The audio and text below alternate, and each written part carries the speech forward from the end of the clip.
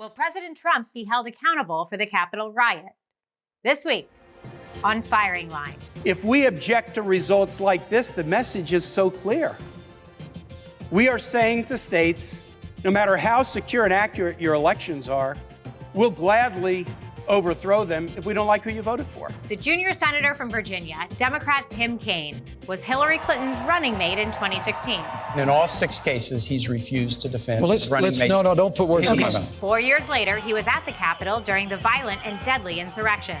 With an impeachment trial looming, the motion to reconsider is laid upon the table. Heated debate over pandemic relief. The total figure is pretty shocking. We need big, bold change. And President Biden calling for unity. What does Senator Tim Kaine say now? Firing Line with Margaret Hoover is made possible in part by the Margaret and Daniel Loeb Foundation, Robert Granieri, Charles R. Schwab, the David Tepper Charitable Foundation, Inc., the Fairweather Foundation, and by corporate funding is provided by Stevens, Inc. Senator Tim Kaine, welcome to Firing Line. Thank you, Margaret. Senator, 45 Republicans voted earlier this week to consider whether or not the trial of a former president is actually constitutional. Now, only 5 GOP senators joined Democrats to dismiss this effort and proceed with the trial. And this is well short of the 17 Republicans that would be needed to join 50 Democrats to vote to convict the former president. Senator, what is your sense of the Senate about the possibility of conviction of former President Trump? Margaret, I think the behavior is impeachable and certainly warrants conviction, but I think the chances are virtually zero. As you pointed out, this vote was basically on the question of whether you could try a former official in an impeachment trial. There are legal arguments both ways on that. I think the better argument is certainly that you can do such a trial. But 45 Republicans have said they don't think it is in accord with the Constitution. So I would be shocked if even a single one of them would be willing to vote for conviction. So look, what we have to grapple with is the reality that we will have a trial and that we will fall far short of the 2/3 requirement to convict in an impeachment. And that's why I have been working for the last couple of weeks with colleagues on both sides of the aisle to look at alternatives where we can hold President Trump accountable for fomenting violence at the Capitol on January 6th, but that would be short of the impeachment full trial with the 2/3 vote requirement. Is the exercise of trying a former president in the Senate, if you think that the result is well known, if you can see the writing on the wall, is that exercise somehow still worthwhile? We have to have accountability for the events of January 6th for the president and for others. So efforts to find accountability are worthwhile. But I guess, Margaret, I'd put it into this context. We are suffering through a once in a century health crisis where many of our communities in the country are still experiencing record COVID cases and hospitalizations and deaths every day. And while accountability is important, what's urgent right now is helping Americans deal with the suffering of coronavirus. That's the thing that is the most urgent to me, and that's what I certainly hear from my constituents. So accountability is necessary. I just think maybe we need to explore, are there other mechanisms to reach accountability? It's been reported that you are working with Republican Senator Susan Collins on a bipartisan resolution to censure President Trump. What can you tell me about it? Susan Collins and I, and we've had conversations with others as well, are exploring a very simple resolution. It would declare the attack on the Capitol on January 6th an insurrection against the Constitution of the United States because they were trying to stop us from doing our constitutional duty and counting certified electoral votes. It would find that President Trump gave aid and comfort to the insurrectionists who attacked the Capitol by preaching a big lie about election fraud and encouraging them to gather in DC for a wild event and then encouraging them to go up and raise hell with Congress. And it would then condemn the president for those actions. Under the wording of 14th Amendment of the Constitution, Section 3, anybody who participates in an insurrection against the Constitution or gives aid and comfort to those who do is barred from ever serving in office again. I believe if we were to pass this resolution, it would take a 60 vote threshold, not 67 votes, not 2/3. We haven't talked to enough people to know yet, could we get to 60, but it's obviously easier than 67. And then down the road, people would look at this condemnation resolution, and if Donald Trump ever ran for office again, courts could determine whether the resolution would be a bar to him from running. That would be for courts to decide. But we could do this as a resolution. It wouldn't take the full trial. There's an easier vote threshold to get to. And then we could move to COVID relief and trying to deal with the suffering of the American public. So I am exploring this as an alternative. And I have colleagues who are thinking about it. Some say they'd like to do it after the impeachment trial is over. Some are contemplating whether we might be able to do it in lieu of the impeachment trial. But I just want people to know there are accountability mechanisms for this president other than an impeachment trial, which is most likely to come up short. Another accountability mechanism is to let the courts work it out.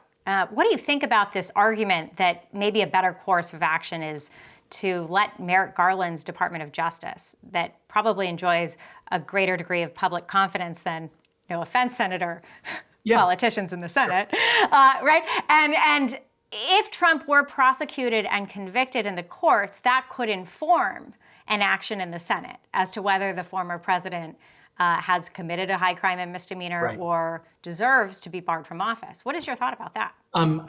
Margaret, I think you make a good point. As an elected official, I don't generally like to tell prosecutors what to do or not do. They even an attorney general in a Biden administration should have independence, and they should do, they should follow evidence. And I'm certain that just as prosecutors are looking at the activity of people who attacked the halls that day, they're going to look at the activity of people who might have inspired them. So I don't encourage them. I don't discourage them. They need to make independent decisions about that. I do think, though, there is some value in the Senate taking the stand and saying there should be accountability. And that's what censure resolutions do. That's what impeachment trials do. That's what a resolution of the kind that I put on the table that's drawn from the 14th Amendment would do. It's not bad to have rules that we are willing to enforce ourselves, because if we don't, then is the answer that, there's no standards? I think the Senate should have standards. Senator, you, along with 6 other senators, have called on the Senate Ethics Committee to investigate Senator Josh Hawley and Ted Cruz over the Capitol Hill riot and their repeated objections to the election results. You have said the committee should consider appropriate consequences, quote, including up to expulsion or censure if warranted by the facts uncovered. What facts could be uncovered, Senator, that would warrant expulsion? I want to leave it to the committee, Margaret. Just as you know, but for your viewers, the Senate Ethics Committee is the only completely bipartisan committee in the Senate. No matter what the lineup, 80 Republicans and 20 Democrats or vice versa, the Ethics Committee is 3 and 3. It's evenly divided. And those of us who signed the complaint, we wanted to put it before the most bipartisan body in the Senate. And obviously give Senators Hawley and Cruz the opportunity to defend their behavior and make their case. Here's what troubled us. Here's why we sought to file an ethics complaint against them and nobody else. It wasn't their voting for objections to the Arizona and Pennsylvania slate. They were sort of the organizers of the objections. They repeatedly, before January 6th, repeated, in my view, false narratives about fraudulent elections, rigged elections. They undermine the integrity of the American election and American democracy. They did so even as violence was occurring, even after violence occurred on January 6th. Each of them sent out fundraising emails during the attack on the Capitol, not just the generic, hey, it's Wednesday and I always do a fundraising email, but I'm raising funds because I'm fighting this fraudulent election. And so there's no joy in this. I don't like filing something like this against a colleague. I never have, and I hope I never will again. But this was a day that will live in infamy in the history of the United States Congress. And just as the Senate came together, I think of the famous instance in 1954. The Senate came together to censure Joe McCarthy, senator of Wisconsin. And if you boil it down, they censured McCarthy for preaching the big lie. He over and over again tried to tarnish the reputations of individuals falsely by claiming that they were communists or trying to overthrow the US government.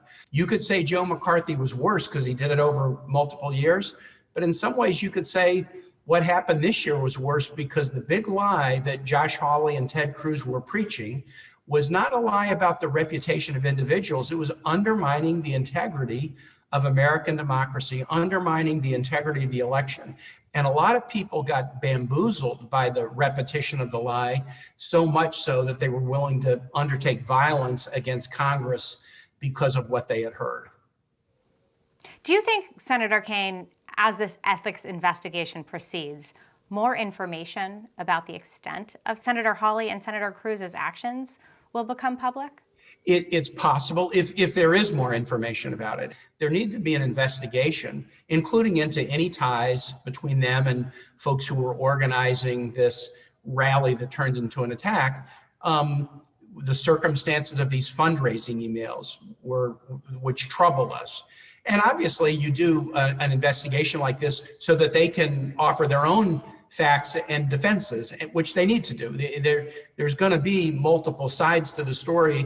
The ethics committee is not under a time deadline. They don't have to resolve it in a week. They can take the time to make sure they fully understand all the circumstances and then in a bipartisan way, try to address it.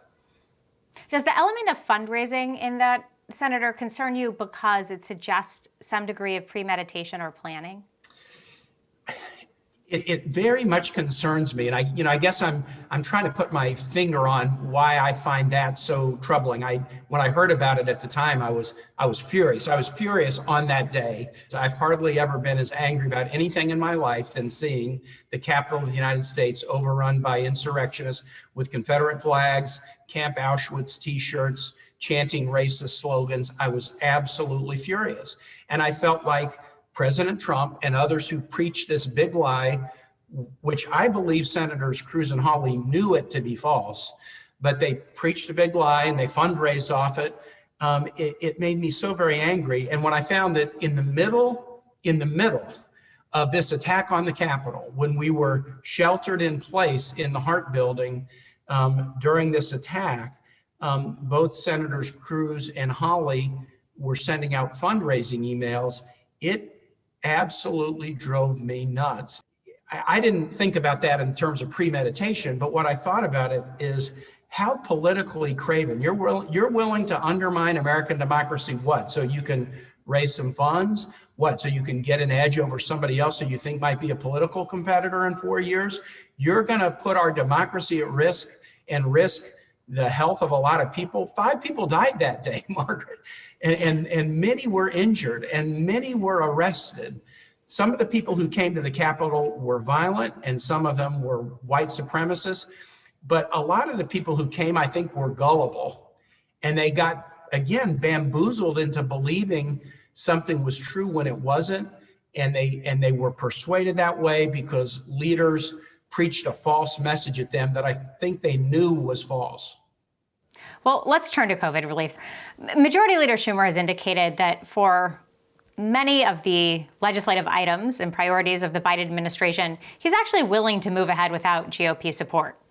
But for a president who has just given an inaugural speech where he used the word unity multiple times and has really spoken about wanting to bring the country together, which is it going to be?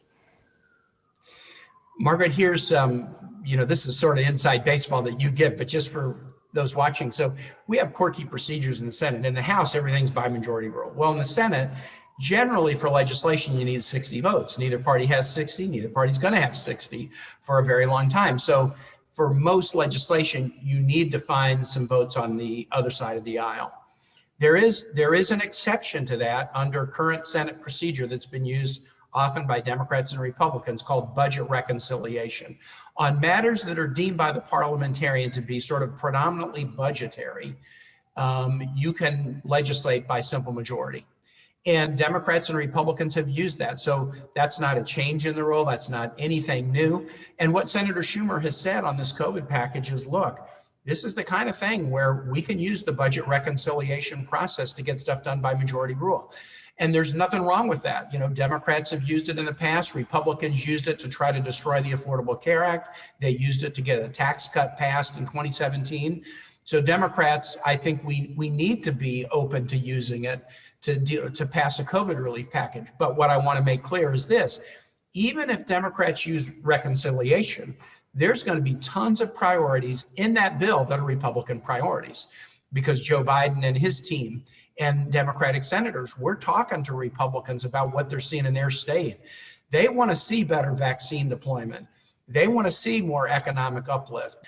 So even if we go a budget reconciliation route that could pass with purely Democratic votes, you're going to see significant priorities in the bill that will reflect that we talked to Republicans, we listened to them, we included things that they wanted, we included things that helped their constituents.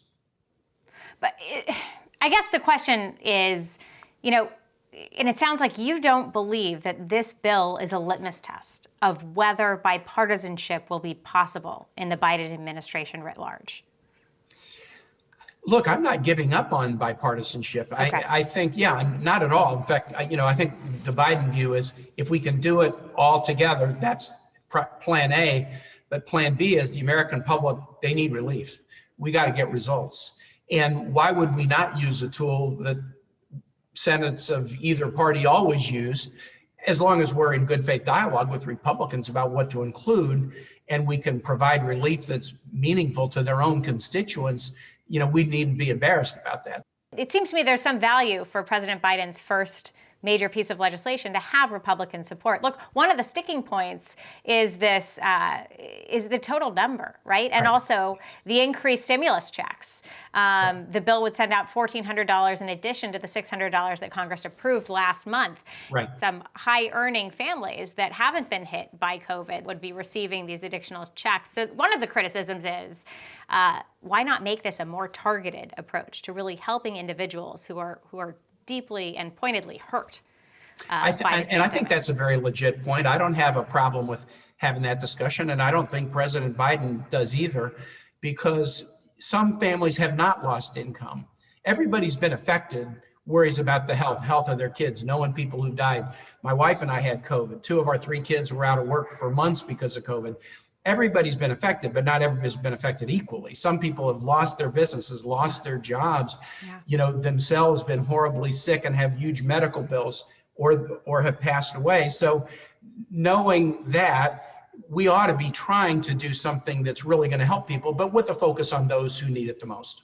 What about a grand bargain where the GOP would agree to trade aid to state and local governments for Democrats agreeing to offer a temporary liability shield to protect businesses from opportunistic lawsuits who follow public health guidelines to protect their workers? I think that deal could be there, Margaret. I think that deal could be there. We, as you know, that was sort of on the table in December as we were working on the $900 billion sort of second chapter of the CARES Act. And so we couldn't quite get there, but we are continuing to talk about those. Look, you sound like somebody who is optimistic about the prospects for bipartisanship and cooperation in the Senate, and it's very heartening. But I will tell you, as you probably know, the conventional wisdom amongst the progressive commentariat with respect to Mitch McConnell and the Senate is that there is no reason to believe that Mitch McConnell or Republicans are going to operate in good faith with Biden, since they didn't do it with President Obama. What is your real level of optimism about bipartisanship in this Senate, and what other bills or other issues do you think the Senate might tackle if you are successful in this COVID legislation as well? I think optimism, you partly base optimism on the evidence, and part of optimism is just an exercise of will, because if you say, we can't get anything done, they're not going to work with us, well, then guess what? That's guaranteed to be a self-fulfilling prophecy. You have to keep trying. And, I've been here long enough to see where you try and then, hey, something happens. Mitch McConnell and I, at the end of 2019, we got a bill passed to raise the federal tobacco age from 18 to 21. We're both from tobacco states. That was a bipartisan bill. And all of my colleagues have these stories. What I really want to say to folks is, We do a lot more bipartisan than you think, but not near enough. The fair critique of us is we don't do enough bipartisanship on the big stuff. We haven't done immigration reform since 1986. I think that's actually going to be a real test of bipartisanship in this era, because I do know Republicans who really want to do immigration reform. So infrastructure, you've got labor unions and the Chamber of Commerce saying we should do an infrastructure bill. That was my biggest probably surprise about the Trump era, was that he never really pushed that, because he was a builder, he had his name on buildings. I thought that seemed like a natural for him. He never pushed it. But I think there's a real opportunity there that Democrats and Republicans could get together, especially those of us in the Senate. There's about a dozen of us who are governors. We talk about this a lot. We'd love to work on a bipartisan infrastructure bill, and that's something we ought to be able to do. Let me play a clip for you from the original firing line, William F. Buckley Jr. with Barry Goldwater in 1989. Take a look. We Republicans used to say about the Democrats, they spend and spend and elect and elect. Tax. Now the Republicans borrow and borrow and elect and elect. Is there a perspective, an economic perspective there, that teaches us that we were over-frightened by it back then? No, but there is a philosophy that you are hearing more and more of from, unfortunately, some highly respected people in the economic business, that we haven't gotten into any trouble with this deficit. So why worry? And someday, somebody's going to say, where's all this money that you owe us? All right, Senator, I will grant you that those who call themselves conservative these days have entirely lost their moral authority to preach about federal deficits and debt. My question for you is, what is the point at which you begin to consider, after we're out of a pandemic, after we're out of a national economic emergency, the consequences of trillions and trillions of dollars of spending? Well, Margaret, it's a very legitimate concern. And I do think that the concern is one where timing is important, because we're hearing from folks, former Fed Chair Janet Yellen, now Secretary of Treasury, current Secretary of Fed Chair Jay Powell, who are saying, look, our biggest danger right now is not doing enough to get the economy back rather than doing too much. And so they're saying we shouldn't be deficit hawks right now, but we do have to finally, in my view, and this is not shared by everybody in my party. There's some who preach a different view about, the almost the irrelevance of debt and deficits. And I think some of the Republican behavior would suggest they think it's irrelevant. I don't think it's irrelevant. Here's what I would like to do with my colleagues on the Budget Committee. I was shocked when I became a senator to realize that the United States does not have a debt management policy, which every state and city and county have. I was a governor and a mayor, and we had a debt management policy. You wouldn't let debt service payments be more than X% of your annual budget, or total debt be more than Y% of your GDP. And we managed to ratios. You get to the Senate, and what you find, no debt management policy. There's a fixed dollar limit, the debt ceiling, 20 trillion or whatever it is. And when you bump up against it, you adjust it. So I have raised with Democratic and Republican colleagues on the committee, and I've also raised this with Janet Yellen when she was Fed chair. What would a debt management policy for the United States look like?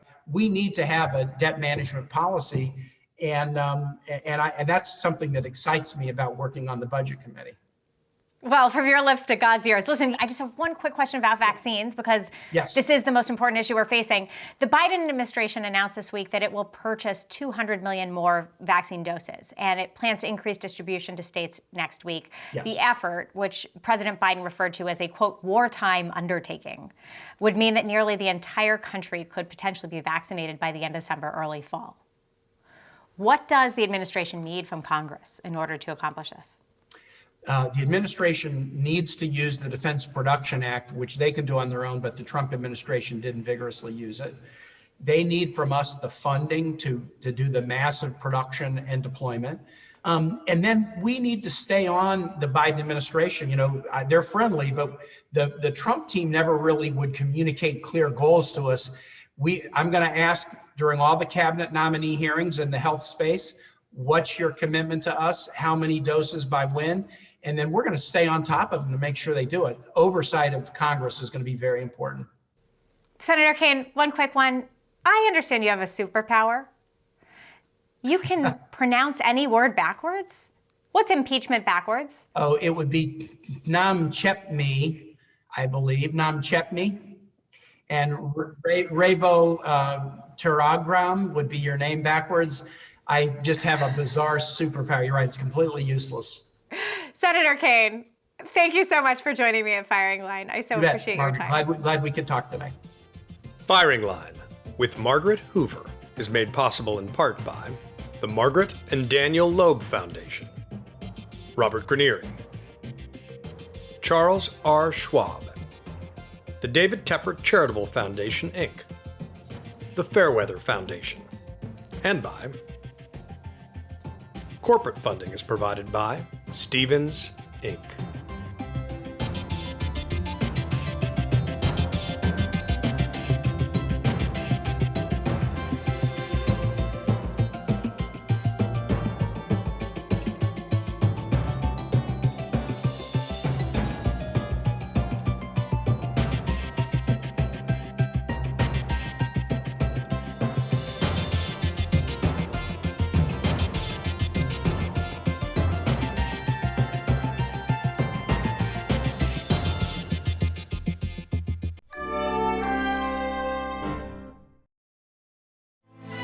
You're watching PBS.